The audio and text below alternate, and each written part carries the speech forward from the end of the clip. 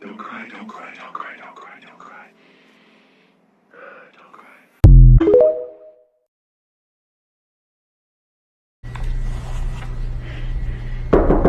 Steven, what are you doing in there? Drugs. You're a witch! They were right. They usually are.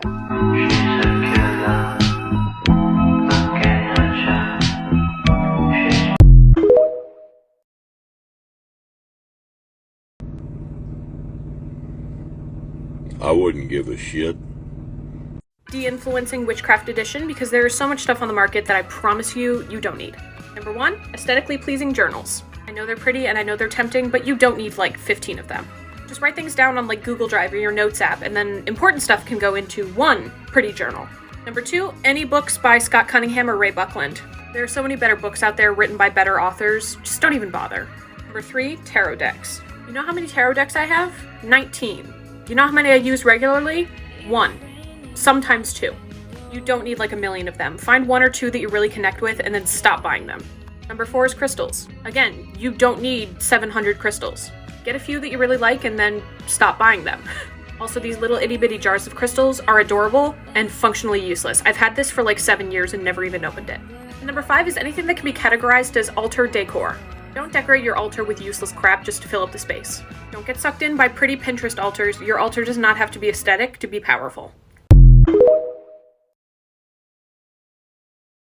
Evil eye, hex, or curse, I command you now to disperse. May my energy be free and clear, protected by the love and light that's near. My mind, body, and soul be free from evil, darkness, and misery. I am now protected, safe, and sound.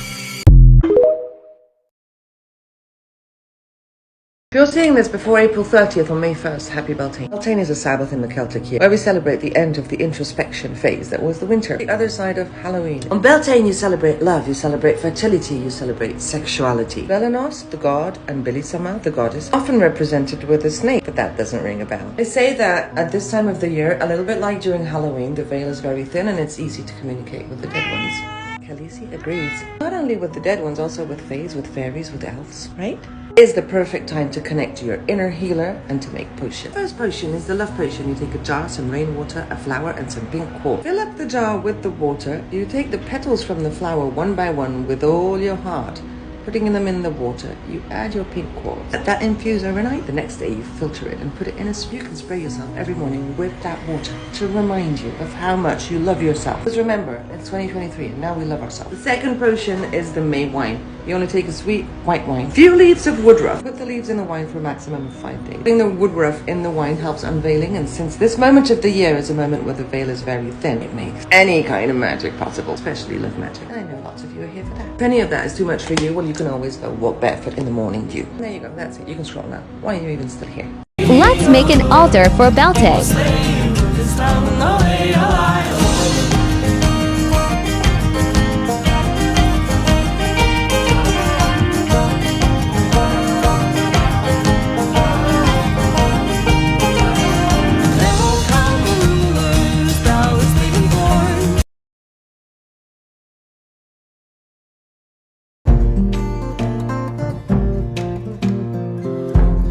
I saw her hair like the branch of a tree, willow dancing on air before covering me, under cotton and calicos, over canopied dapple long ago.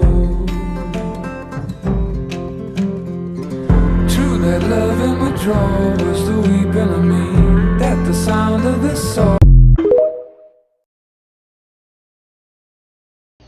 Yes, the maypole is pagan. It represents the divine marriage of Beltane and the coital embrace of the virgin goddess and the young oak king stag, who come together to bless the land. The ribbons in the dance are woven in a beautiful depiction of this marriage. There are many traditions, and I'm going to go into them in an article on our Patreon that I'm going to make accessible for all.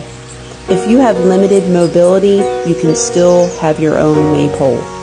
This evening starts Beltane, and I wanted to share the bowl that I made for this evening. Salt is the only ingredient you'll see in here that's not necessarily associated with Beltane, but I love using it as my base for bowls because you can dissolve it in water. I always lay my tea lights out first.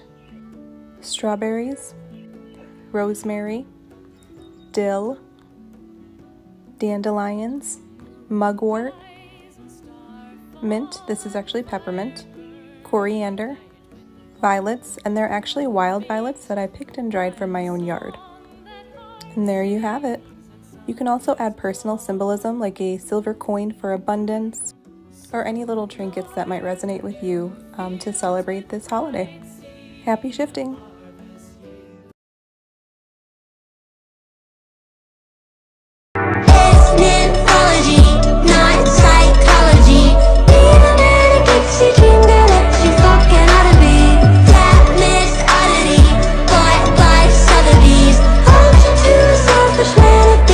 You're feeling kind of disconnected from your witchy practice. What should you do? Don't worry, I'm here to help. I have tips for you. Number one is to give yourself a hug and remind yourself that this is totally normal. Vibes fluctuate, life fluctuates, and you're not a bad practitioner for not really feeling it right now. So what should you do when you get out of the groove and want to get back in it? Luckily, there's a ton of options. First one is my favorite, and is to rearrange your space a little bit. Make some changes to your space. It's a small thing, but trust me, it helps. You can also do a little bit of research. Personally, I like to go way back to the basics and remind myself why I fell in love with witchcraft in the first place. Another fun and easy option is doing some arts and crafts. I made this giant thyrsus for Dionysus, but you can do paintings, drawings, writing, whatever feels right to you. If you're feeling motivated to do spell work, try out some new ingredients, something that you haven't used in your practice before but interests you. Or you can indulge in some cheesy witchy media, because it's fun and it's aesthetic, and we love it. Watching stuff like The Craft or Practical Magic always gives me the good vibes. Or super simply, go outside, hang out with a tree that you like, or sit next to a river.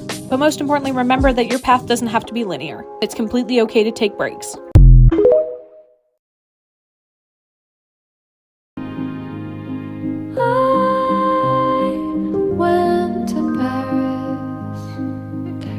With a suitcase in my hand,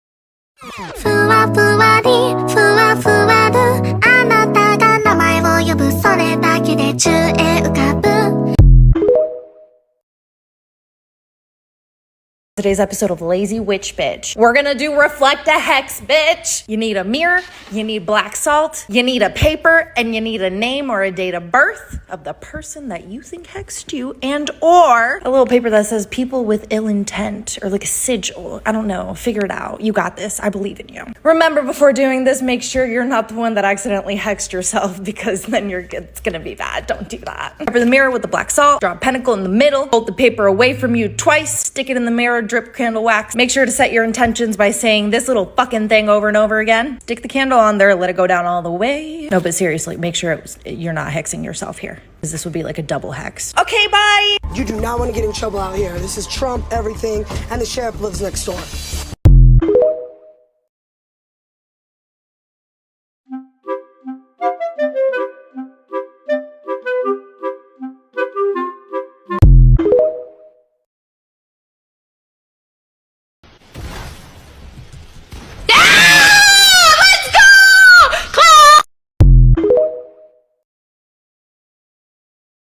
Shitty things you can do with moldy herbs. Just fucking getting straight to the point. Patchouli. Patchouli is gonna cause some medical sickness. Patchouli is a cunt. Fucking vervain. This bitch can conjure demons just to cause chaos on your target. Oh, we have baby chamomile. That bitch is gonna fuck up your money. She's gonna put you deep in financial difficulties. I hope they don't like to sleep, because elderberry causes fucking insomnia. And honestly, I wouldn't wish that on my worst enemy, because that's rude. Juniper is gonna weaken the other person's protections. It's a little bit fucked up. All of these are fucked up. Lavender is gonna cause restlessness and chaos at the same time, because why not? Fuck it. And for that piece of shit guy on Tinder that you met, you're gonna take a little peppermint, give him a lovely dose of impotency. Rosemary's gonna go into those dreams and fuck shit up to cause nightmares. Also cunty behavior. St. John's wort's gonna be rude and make you feel like you're unwanted, like nobody likes you. And last is willow bark. Willow bark will make you stay alone for the rest of your life. It repels love. I am not responsible for how you use this. Thank you.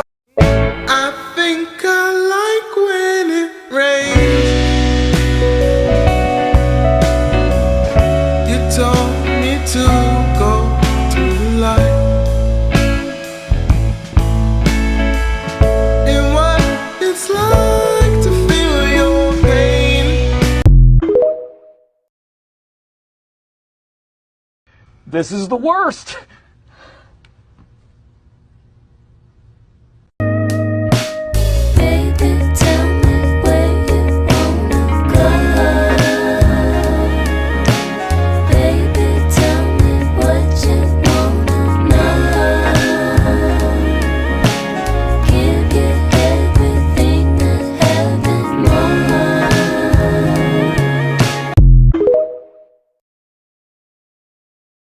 Everything's fine.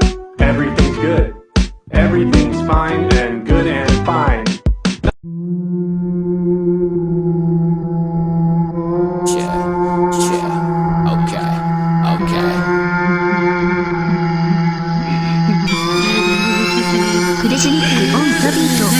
There's a murder in the streets every day.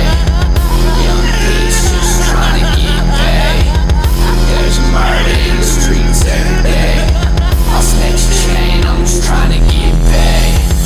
Known to murder in the streets any day.